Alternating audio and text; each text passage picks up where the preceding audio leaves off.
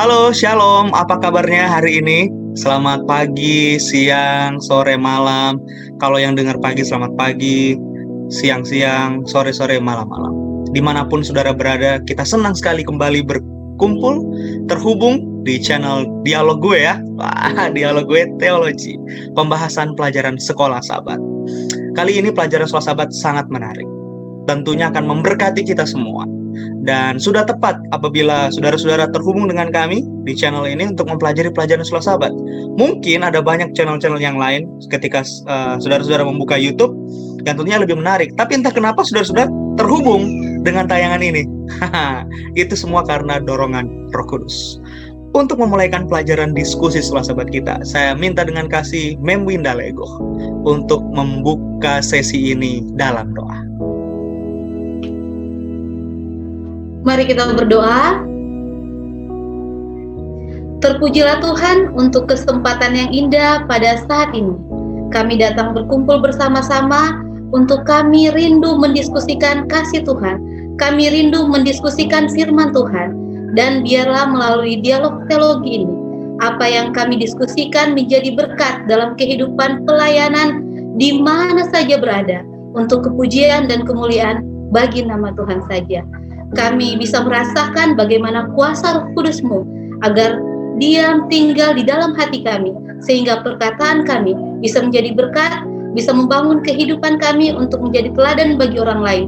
Bahkan setiap hati yang mendengar bisa terberkati. Di dalam nama Yesus kami berdoa dan mengucap syukur. Amin. Terima kasih Meminda sudah menyampaikan doa buka. Pelajaran yang keempat ini berjudul Penglihatan Tuhan, Pandangan Alkitabiah. Mengambil ayat tema di dalam Amsal 15 ayatnya yang ketiga.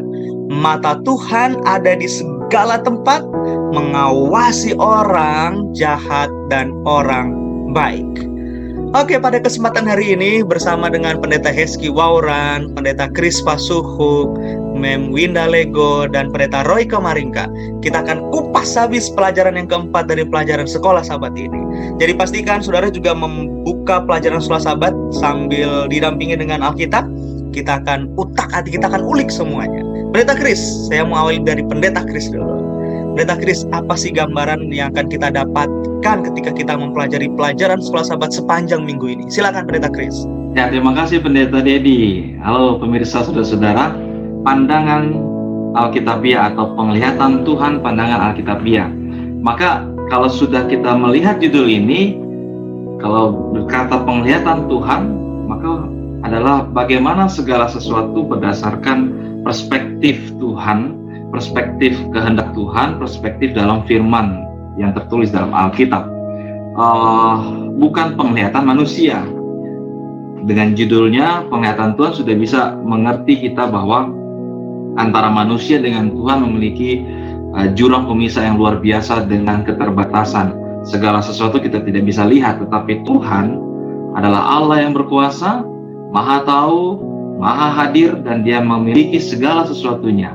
Nah, oleh sebab itu, pada pelajaran kita pekan ini, kita akan melihat bagaimana di atas dunia kita ini sekarang, banyak sekali pandangan, banyak sekali perspektif yang dibangun dari hikmat manusia, yang membahas tentang segala teori, termasuk juga tentang asal mula kehidupan. Asal mula kehidupan. Nah, dengan demikian, kita perlu mengarahkan pusat kita kepada penglihatan Tuhan. Karena itulah sumber hikmat yang sejati, sumber hikmat yang diberikan oleh Tuhan agar boleh mengerti. Oleh karena ada perbedaan bagaimana pandangan hikmat manusia dengan pandangan Tuhan. Maka yang membedakannya adalah segala sesuatu belum tentu oleh pandangan manusia atau pandangan hikmat manusia bisa terjawab. Tetapi oleh pandangan Allah, Tuhan, segala sesuatu ada jawabannya. Itu Pendeta Debbie. Baik, terima kasih Pendeta Kris. Saya setuju sekali dengan pandangan tersebut, Pendeta Kris. Ada kemerosotan dalam pola pikir dan pengetahuan manusia. Jadi kita tidak bisa membuat pandangan kita sebagai satu-satunya pandangan yang benar ketika melihat sesuatu. Kita butuh pandangan dari Allah ya Pendeta Kris ya. Dan kita bersyukur Alkitab menyatakan kepada kita tentang pandangan Allah tentang sesuatu yang Allah ingin kita juga memandang lewat cara pandangnya. Itulah sebabnya pelajaran di hari apa nih? Hari Minggu ya. Pelajaran hari Minggu kita belajar tentang pandangan Tuhan. Ketika banyak pengetahuan dunia memandang kita manusia ini diciptakan dari ras alien katanya. Wah, ini menarik ini. Ada juga yang menyatakan kita ini datang dari sel yang sangat sederhana, kemudian jadi sel yang sangat komplit, akhirnya jadi manusia seperti kita. Ada juga mungkin yang mengatakan bahwa ada makhluk, nggak tahu makhluk apa, yang kemudian menciptakan dunia, alam semesta ini, dan tampaknya pengertian itu lebih masuk akal daripada kita sekedar langsung tiba-tiba ada.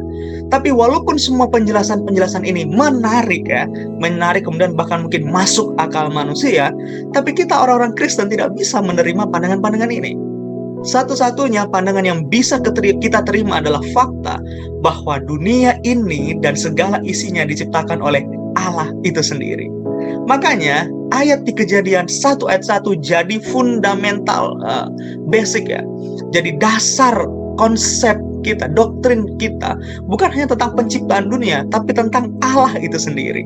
Karena ayat ini bukan hanya sekedar memberitahukan kepada kita tentang asumsi adanya Allah, tapi ayat ini memberikan kita sebuah penekanan, prinsip yang jelas dan konkret tentang adanya Allah. Jadi ketika Musa, dalam hal ini penulis kitab Kejadian, memberikan penjelasannya kepada kita dalam satu kalimat yang simpel, sederhana. Pada mulanya Allah menciptakan langit dan bumi, dalam satu kalimat ini berisi kandungan makna yang komplit sekali, kaya sekali. Mungkin ini Pendeta Heski, Pendeta Roy, dan Pendeta Chris Memwinda kalau bikin disertasi dari ayat ini, kita akan dapatkan 4 disertasi yang berbeda. sesuai dengan apa yang kita selidiki masing-masing. Betapa kayanya. Dan ketika ayat ini dituliskan oleh Musa, ayat ini bukan hanya sekedar menceritakan tentang dunia dan segala isinya termasuk kita, itu diciptakan oleh Allah. Tapi ayat ini, seperti yang tadi saya katakan, menceritakan tentang Allah. Jadi artinya Musa sendiri sementara menceritakan hubungannya dengan penciptanya, tentang Allahnya. Dia memperkenalkan siapa penciptanya. Makanya dia panggil Allah itu Elohim, penciptanya. Jadi dia bukan hanya sekedar menyatakan Allah itu ada, tapi dia mau ungkapkan bahwa realitas adanya Allah di situ itu punya hubungan dengan saya. Jadi waktu dia sebut Allah itu Elohim, Allah itu adalah Allah yang secara personal dia kenal, dan Allah yang personal pun mengenalnya. Fakta ini jadi menarik. Kenapa? Bagi saya secara pribadi, ketika saya sebut Allah itu dengan namanya Elohim ya, dalam Kejadian 1 ayat 1, itu sementara menunjukkan hubungan seperti apa saya dengan Tuhan saya. Dengan demikian, saya mengakui dia Allah saya, dia pencipta saya, dan saya adalah ciptaannya. Walaupun saya punya kembaran, tapi saya tahu ada yang berbeda dari saya dan kembaran saya. Walaupun di dunia ini ada nama Dedi Kurniawan yang sama mungkin ya, tapi saya tahu saya berbeda dengan semua manusia-manusia itu. Kenapa? Karena Allah saya menciptakan saya sangat spesial. Walaupun kita semua punya nama, misalnya Chris Pasuk, sama semua, tapi secara personal, ketika Allah memanggil Pendeta Chris Pasuk secara pribadi, dia kenal Pendeta Chris secara pribadi. Jadi artinya fakta Kejadian 1 ayat 1 menunjukkan kepada saya tentang nilai manusia yang sangat tinggi. Bukan sekedar manusia yang tiba-tiba muncul, pluk, wah ada manusia. Atau nggak tahu cause effect-nya kayak gimana, tiba-tiba saja muncul Pendeta Chris, muncul Pendeta Roy. No. Kejadian 1 ayat 1 mengangkat derajat manusia lebih tinggi. Sehingga saya harus memperlakukan semua orang sama seperti Allah memperlakukan saya. Artinya Kejadian 1 ayat 1 mengubah pandangan saya untuk memandang manusia sama seperti Allah memandang saya. Wah, itu pelajaran indahnya. Oke, sekarang saya ke Pendeta Heski Wauran. Ada banyak pengertian-pengertian dunia, konsep-konsep dunia yang bertentangan memang dengan pendapat-pendapat Alkitab ya. Tapi ada juga yang sebetulnya selaras. Bagaimana kita bisa mempelajari lebih dalam soal hal ini, Pendeta Heski, sehingga kita bisa mengerti lebih dalam lagi tentang pelajaran filsafat kita. Baik, terima kasih Pendeta Dedi dan teman-teman yang sudah bergabung pada kegiatan ini ya. Jadi yang dapat mengikuti pada pagi, siang, sore, malam, selamat pagi, siang, sore, malam. kita ingat bahwa apa yang sudah dikatakan Pendeta Dedi tadi, saya berangkat dari Kejadian pasal 1 ayat 1. Kenapa Kejadian pasal 1 ayat 1 itu jadi penting? Kita harus ingat bahwa Alkitab itu consider ya, atau berisi dua fakta yang ada sejak itu dimulai ya. Jadi ketika Alkitab dimulai, ada dua fakta yang sudah teratur dari sana. Pertama, keberadaan Allah itu sendiri atau eksistensi Allah itu sendiri, dan yang kedua adalah Dia menciptakan alam semesta. Jadi yang pertama adalah Allah sebagai sosok yang ada, the eksistensi of Allah itu sendiri, Tuhan, God exists, dan yang kedua adalah Tuhan itu menciptakan. Itu adalah dasar awal. Jadi fakta awal yang dimulai oleh Alkitab di dalam Kejadian pasal 1 ayatnya yang pertama yang sudah disebut oleh Pendeta Dedi. Kalau kita menerima ini, sisa atau sepenuhnya dari Alkitab itu, kebenaran-kebenaran Alkitab itu didasarkan atas dua prinsip itu, bahwa Allah itu ada dan Dia menciptakan.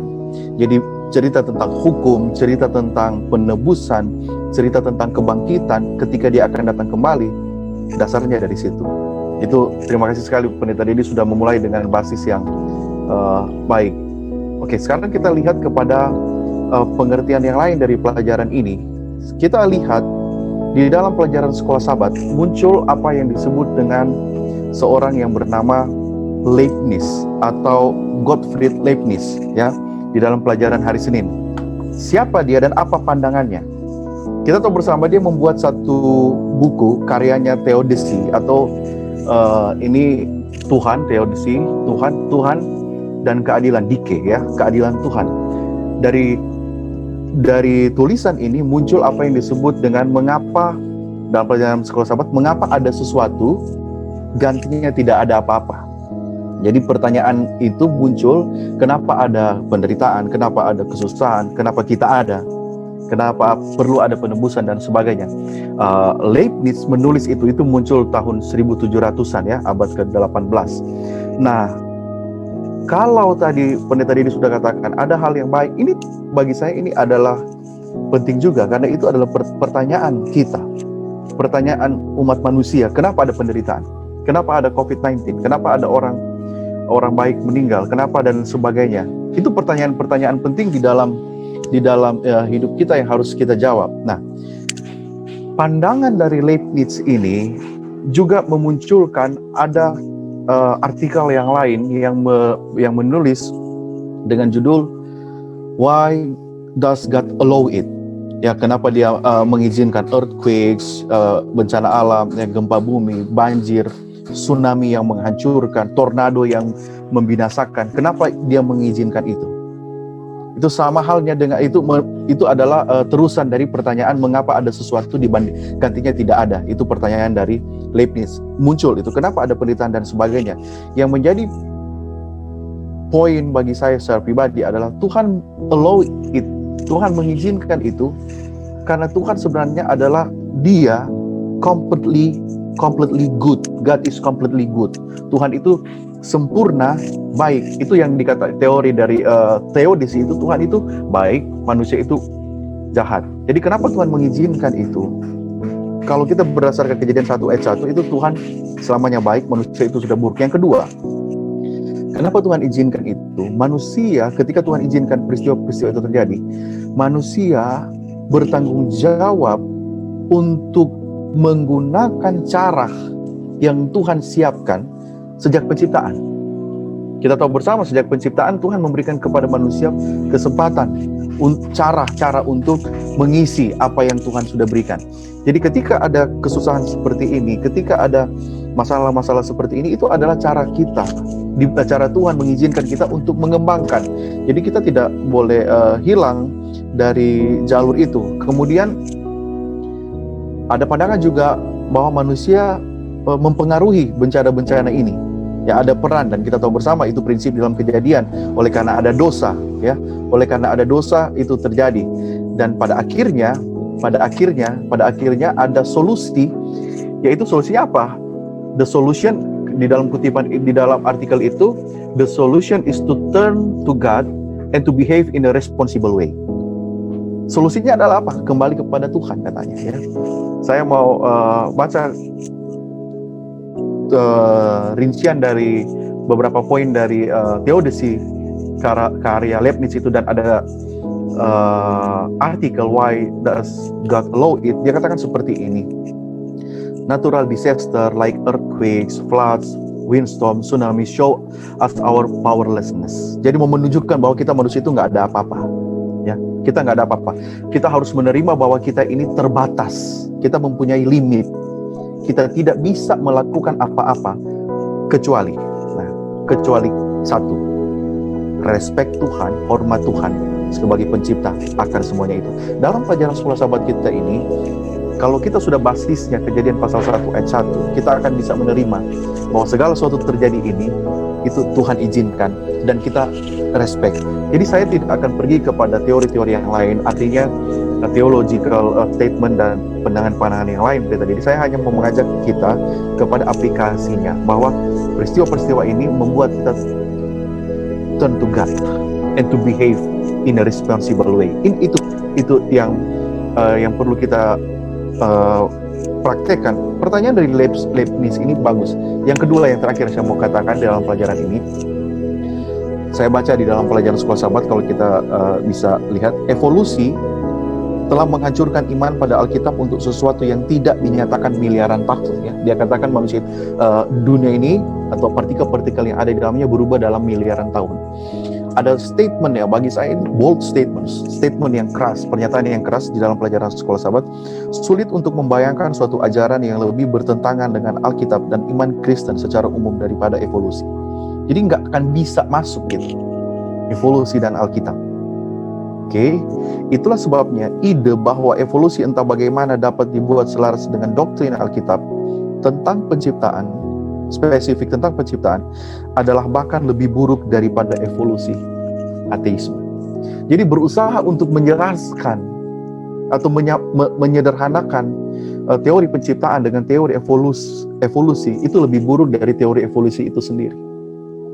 Jadi apa yang jadi pelajaran bagi kita, apa yang seharusnya diberitakan kepada kita tentang betapa mendasarnya dan pentingnya doktrin itu, yaitu betapa pentingnya yang pendeta Dedi katakan tadi, Kejadian 1 ayat 1. Kita menerima itu sebagai Tuhan itu ada dan Tuhan sebagai pencipta.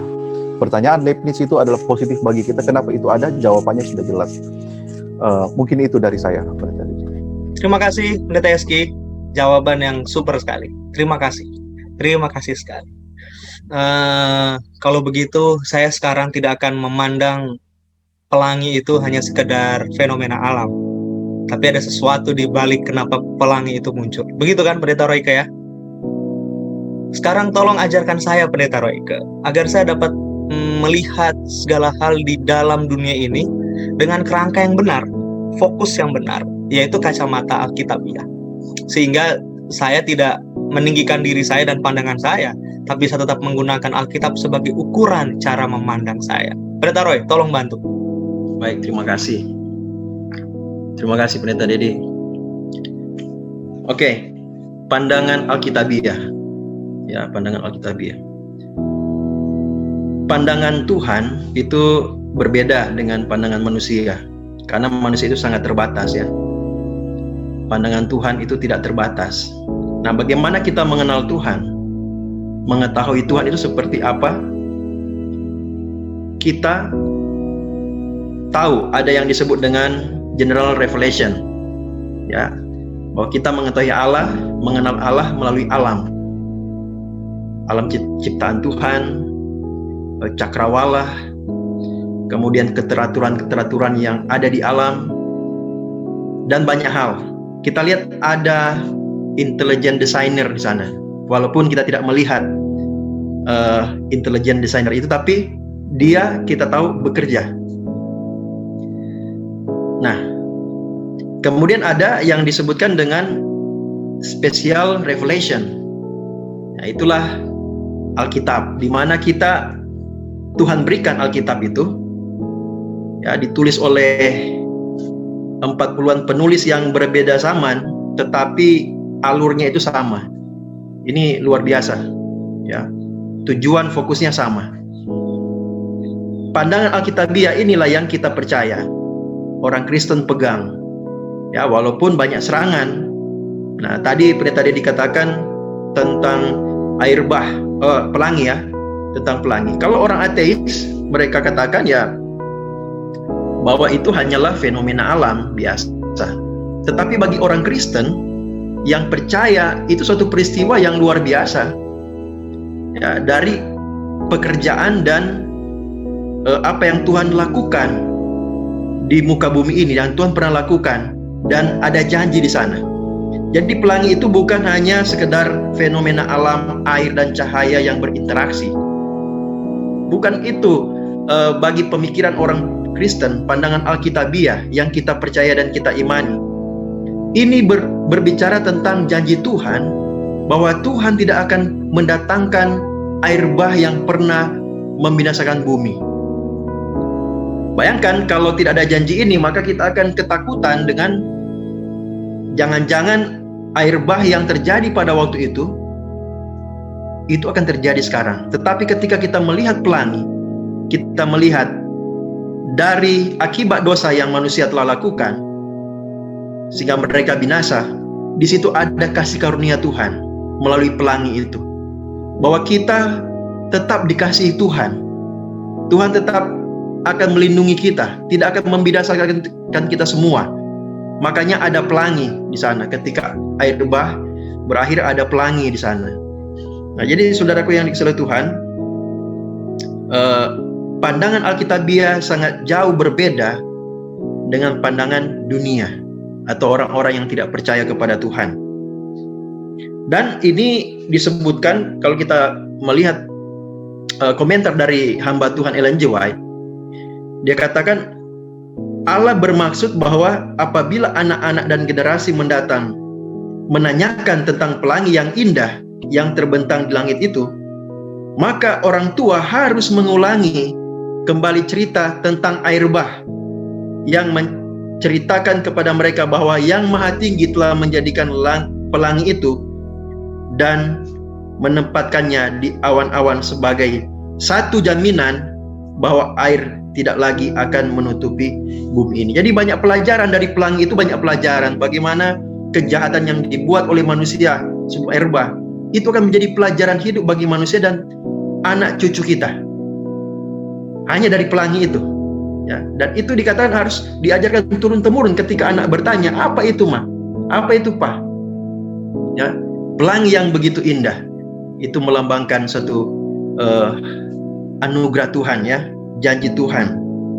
Kemudian kalau kita melihat di beberapa ayat ini di hari Selasa, ya, di sini kita dapat mengetahui kehidupan ini dan bagaimana nanti kita. Ya, kita tahu bahwa kalau kita tidak tahu setelah mati apa, ya kan? Tetapi Alkitab di sini menjelaskan bahwa dalam Pengkhotbah 9 ayat 5 dikatakan semua orang tahu bahwa mereka akan mati, tapi orang yang mati tidak tahu apa-apa. Di sinilah kita tahu bahwa orang yang mati itu dia tidur, tidak tahu apa-apa. Jadi orang yang mungkin takut akan kematian, tapi ketika dia percaya kepada Alkitab, kepada firman Tuhan, kepada pandangan Alkitabiah, ya, apa yang Tuhan katakan dalam Alkitab, maka dia akan memiliki keberanian menjalani hidupnya, menjalani imannya, walaupun nanti dia mati.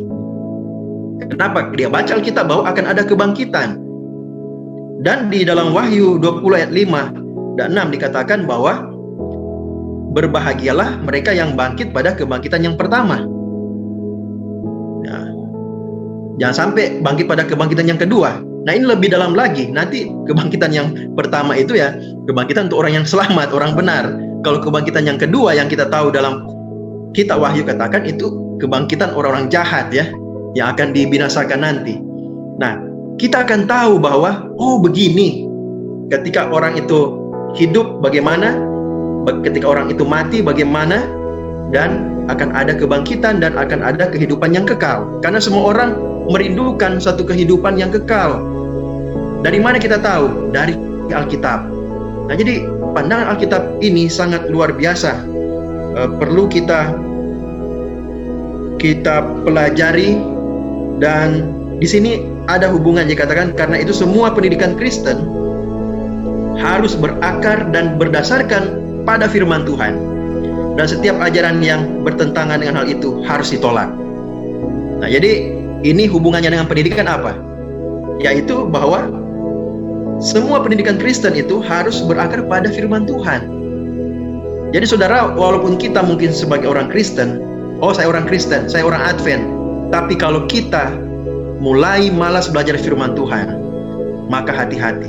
Kita bisa tergeser iman kita, dan kita akan mudah mempercayai ajaran-ajaran di luar Alkitab. Ya, seperti sains yang tidak sesuai Alkitab. Ya, padahal sebenarnya kalau kita mempelajari di Science and Religion bahwa Alkitab itu ditunjang oleh apa? Ilmu pengetahuan. Ya, jadi Alkitab itu menyatakan ilmu pengetahuan, dan harusnya sains itu menguatkan Alkitab itulah benar. Jadi intinya adalah Alkitab harus menjadi dasar pendidikan Kristen.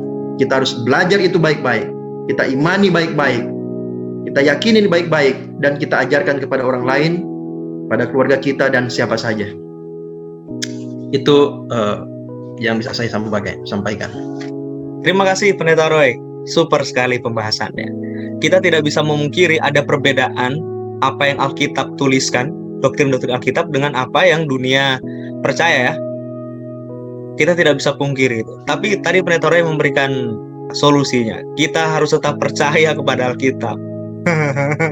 Kita tidak bisa menerima pandangan-pandangan dunia dengan apa yang dipercaya. Kenapa? Karena itu tidak memberikan kebahagiaan kepada kita, tadi Pendeta Roy katakan. Tapi kalau kita percaya sama Alkitab, walaupun apa yang tampak di hadapan kita itu menyakitkan, ya, tapi itu akan membawa kebahagiaan. Bahkan itu katanya melampaui kuasa maut. Ada kebangkitan bagi mereka yang mati dalam Kristus. Wah, luar biasa. Luar biasa. Oke. Saya sekarang ke Pendeta Chris. Pendeta Chris, ada pertanyaan yang masuk ini ke hotline kita. Bagaimana saya bisa mengerti, Pendeta Chris, konsep inkarnasi itu lebih baik lagi dalam kerangka Kejadian 1 ayat 1. Menarik ya? Padahal nggak ada sama sekali inkarnasi yang terlihat di situ. Tapi kalau itu dihubungkan dengan Yohanes 1, itu sangat terlihat bahwa Allah yang jadi pencipta kita itu menjadi manusia sama seperti kita, yang kita kenal dengan sebutan Firman. Firman itu adalah Allah, dan Firman itu adalah Allah, ya. Jadi Firman itu menjadi manusia dan tinggal bersama-sama dengan kita, yang kemudian Yohanes sebutkan sebagai anak domba Allah. Apa pentingnya pelajaran dia sebagai seorang pencipta, tapi dia juga sebagai seorang penebus? Sehingga pelajaran ini benar-benar bisa meresap dalam kehidupan saya, Pendeta Chris, dan itu memberikan saya kekuatan. Itu Pendeta Chris. Oke, terima kasih Pendeta Dedi. Kita lihat dalam kerangka dalam kitab Kejadian pasal 1. Di sana tidak hanya, atau Kejadian pasal 1 sampai mungkin 3. Maka tidak hanya berbicara tentang bagaimana asal mula kehidupan atau dikatakan doktrin penciptaan, tapi di dalamnya sana kitab Kejadian 1 atau permulaan itu ada doktrin penebusan yang disampaikan oleh Pendeta Dedi.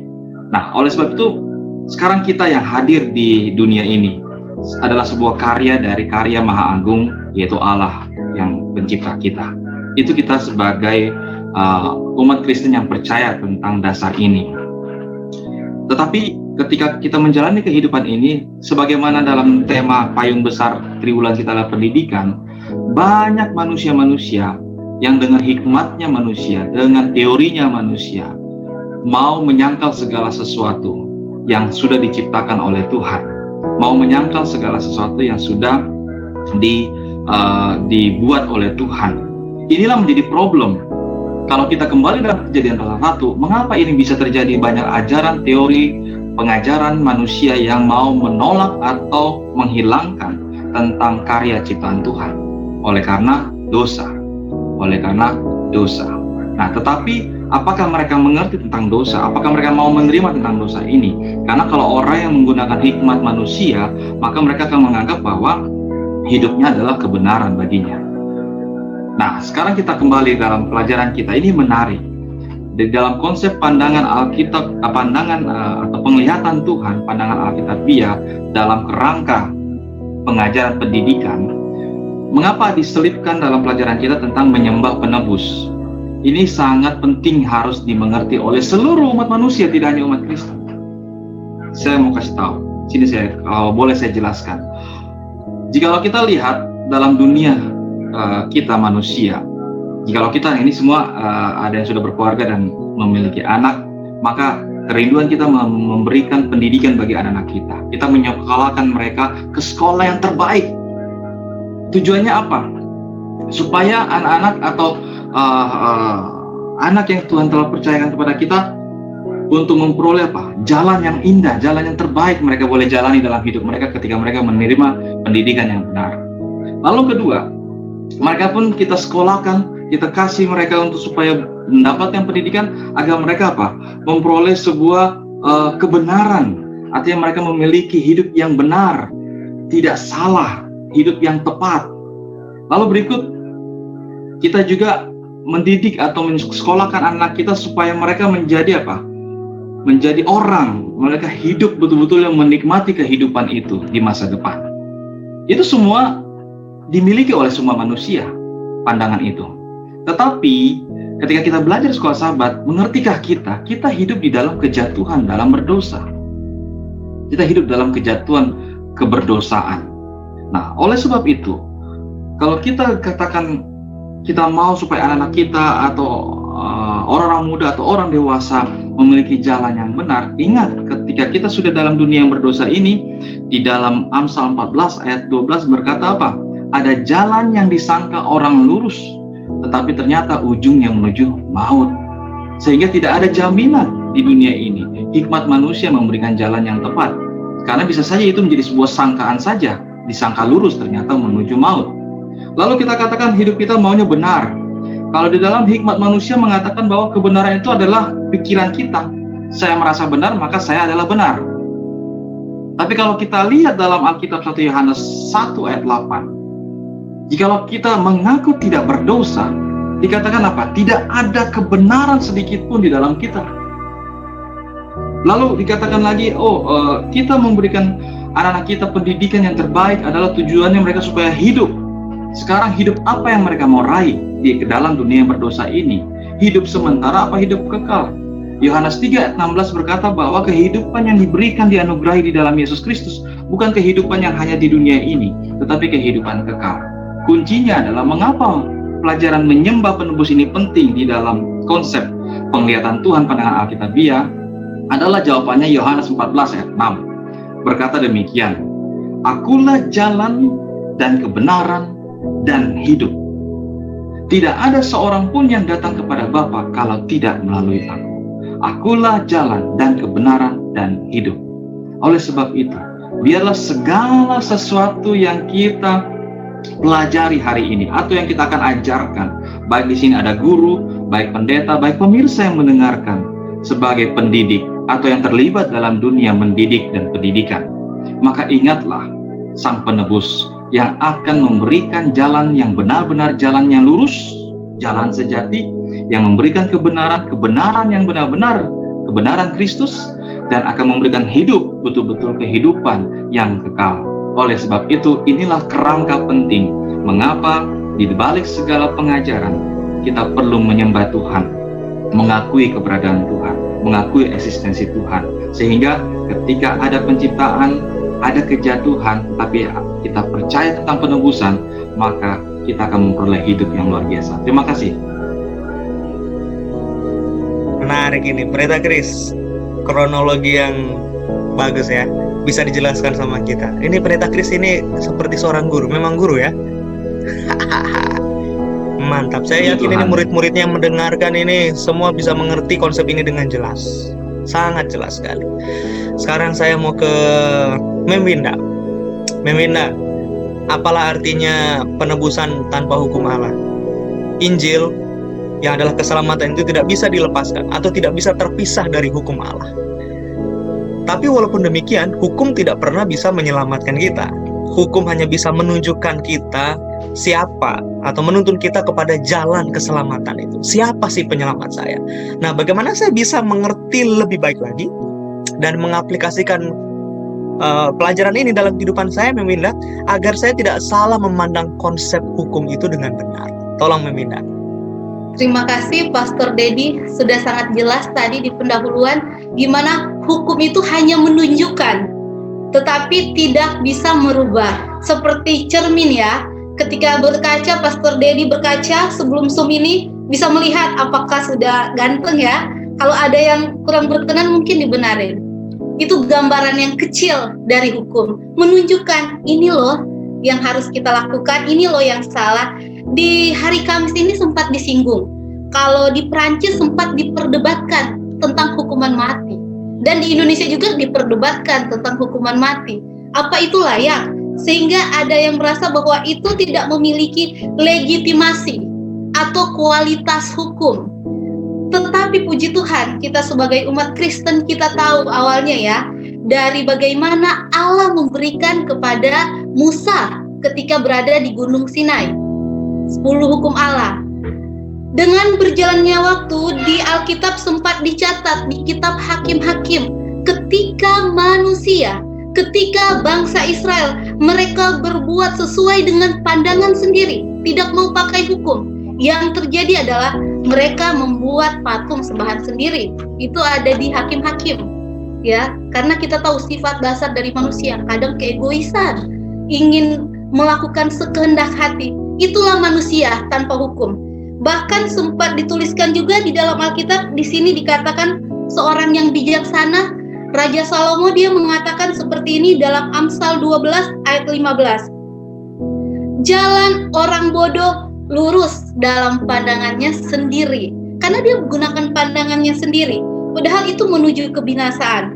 Tetapi siapa mendengarkan nasihat bijak? Ini kadang susah dipraktekkan. Ketika ada yang menegur, memberikan nasihat, tetapi kedudukannya mungkin lebih di bawah daripada yang ditegur, itu agak susah. Karena keegoisan itu kadang, siapa sih yang negur? Siapa sih kamu? Jabatanmu apa? Kadang ketika memandang orang hanya dari segi status sosial, pendidikannya, nasihat yang sangat bijak pun, firman Tuhan yang disampaikan pun gak akan didengar. Jadi memang ada kerendahan hati, ya, di sini ditekankan.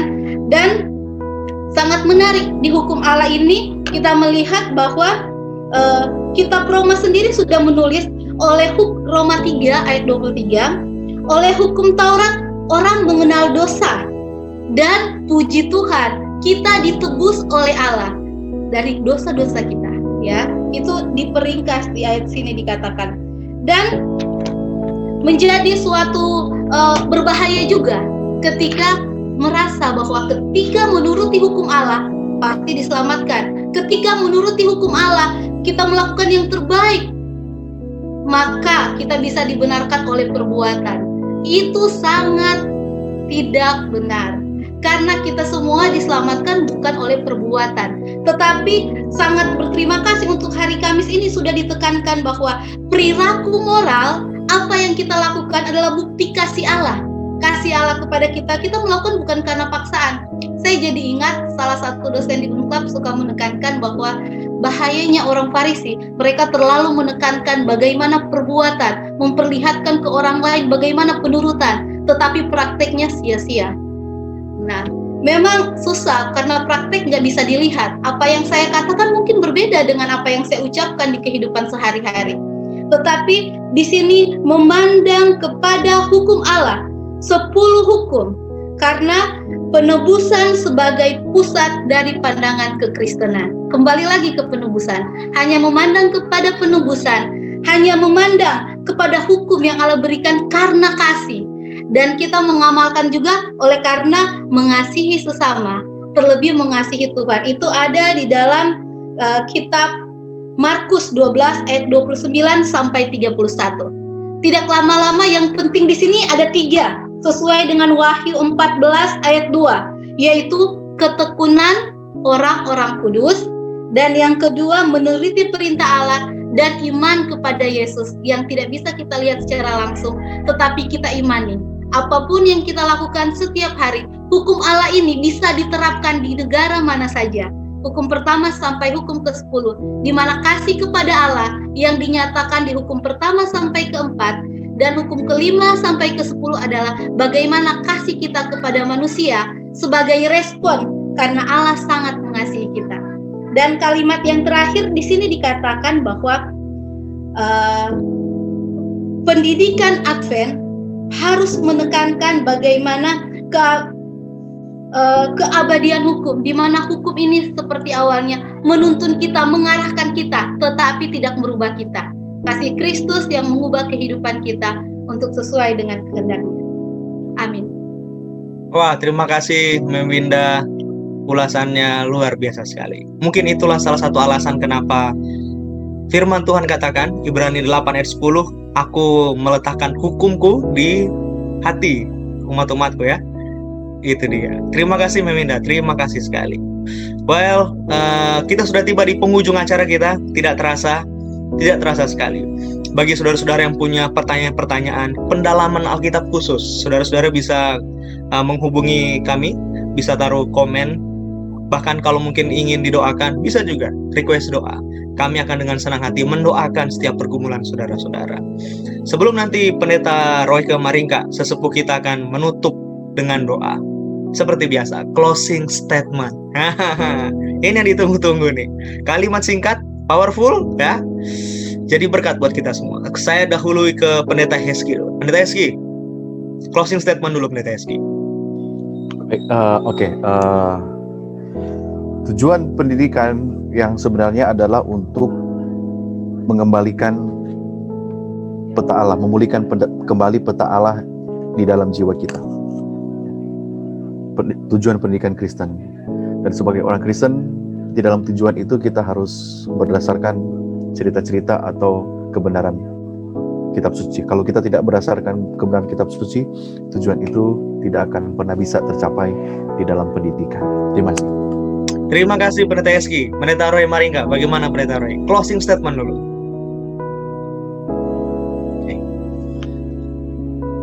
Pandangan Alkitabiah adalah pandangan Tuhan sendiri. Pandangan yang Tuhan berikan agar manusia dapat melewati kehidupan derita dan kehidupan sementara di dunia ini menuju kepada kehidupan bahagia dan kekal nanti. Luar biasa ini. Luar biasa. Terima kasih Pendeta Roy. Pendeta Chris. Baik, terima kasih. Mazmur 53 ayat 1 dikatakan, orang bebal berkata dalam hatinya, tidak ada Tuhan, tidak ada Allah. Saudara dan saya bukan orang bebal. Maka lihatlah cara penglihatan Tuhan melalui pandangan Alkitabiah. Tuhan berkati. Amin. Terima kasih. Meminda. Pandangan Alkitabiah mengasihi Tuhan dengan segenap hati, jiwa, dan kekuatan. Wah, luar biasa. Saudara-saudara, itu semua menjadi pelengkap pelajaran sholat sahabat kita di sepanjang minggu ini. Ingat, kekristenan memandang Allah sebagai penciptanya dan manusia sebagai ciptaan.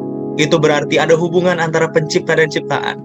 Pencipta begitu mencintai ciptaannya, dan kita ciptaan, kita harus memandang tinggi semua ciptaan-ciptaan Allah. Dalam hal ini, kita harus punya pandangan yang istimewa ya kepada semua ciptaan Tuhan, sesama kita manusia. Artinya nilai dan martabat kita manusia harus diangkat tinggi, supaya semua hal yang ingin kita capai di dalam tujuan pendidikan itu boleh kita capai bersama. Kita minta kesediaan Pendeta Roy Maringka untuk menutup program ini dalam doa. Mari kita berdoa.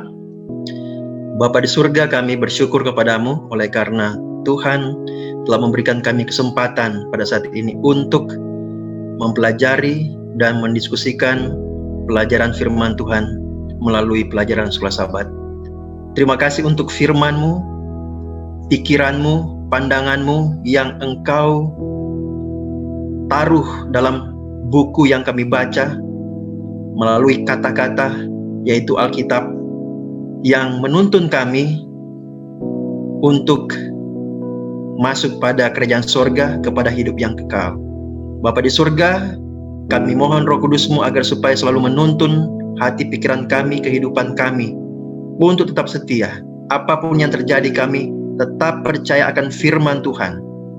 Sehingga dengan demikian, ketika Engkau datang, kami ditemukan setia dan memperoleh kehidupan yang kekal. Kami berdoa ya Tuhan untuk pemirsa yang menyaksikan siaran ini, dimanapun mereka berada, dalam pergumulan hidup mereka, baik secara terlebih secara rohani, Tuhan akan tolong mereka sehingga mereka boleh dituntun kepada kebenaran yang sejati melalui firman Tuhan, melalui Alkitab. Terima kasih Bapa di sorga, ampunlah dosa kami. Inilah doa kami bawa dalam nama Tuhan Yesus, Juru Selamat dan Penebus hidup kami. Amin. Terima kasih sudah terhubung dengan Dialog Teologi, pelajaran Sekolah Sahabat, pelajaran yang keempat. Semoga pelajaran ini boleh jadi berkat. Jangan lupa untuk subscribe dan nyalakan lonceng ya, Pendeta Kris ya, supaya notifikasi-notifikasi video yang muncul akan selalu ada di timeline saudara-saudara semua, di timeline-nya. Dan bagikan pelajaran ini kepada siapa saja yang rindu untuk belajar Sekolah Sahabat. Saudara bisa dengarkan pelajaran ini di mobil sambil mengendarai, kan mungkin pulang kerja atau melakukan aktivitas yang lain. Ibu-ibu sambil masak bisa belajar Sekolah Sahabat. Oke, terima kasih. Sampai berjumpa di kesempatan selanjutnya. Tuhan Yesus memberkati. Shalom.